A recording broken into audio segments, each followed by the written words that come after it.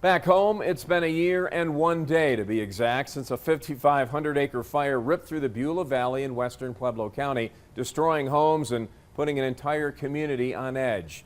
News 5's Laura Wilson in Beulah today to see how the community has recovered and what they're now having to prepare for. Laura. Well, everyone you talk with just sings the praise of all of the fire departments who were involved with knocking down this fire and ensuring no one was hurt. Now, since then, we're seeing growth, but we've also seen a new threat emerge. In the early days of October, these are the sights and the sounds you'd expect from a quaint mountain community like Beulah. But this time last year, it was an entirely different scene. We left about 11 o'clock at night, and driving out was horrendous. It was seeing fire on every side of us coming up, and it was so scary. It was shocking. Judy Taylor was one of about 2,000 people forced to evacuate after the Beulah Hill fire broke out just outside of town.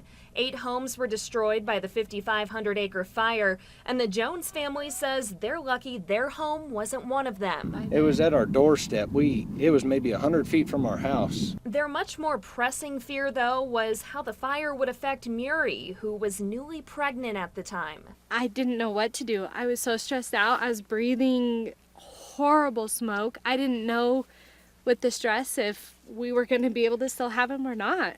It was terrifying. Now, a year later, she has 5-month-old Abel. Say hi! A happy, healthy baby. And while things are growing back, there are new concerns. Both the burn scars from the Beulah Hill and Junkins fire have already caused flooding this year.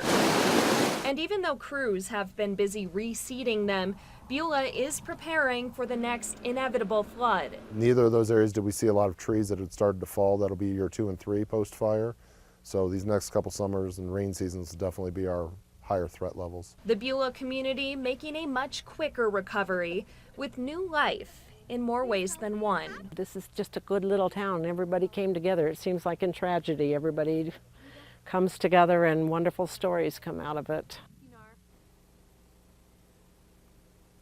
And as part of their continued effort to be prepared for these burn scars, Pueblo County has been awarded a $200,000 grant to put in 6 emergency sirens on North Creek Road and gates at North Creek and North Creek Cutoff, which are the areas that saw some severe flooding this past spring. So, of course, this is something we will continue to monitor for you. Rob, Elizabeth, back.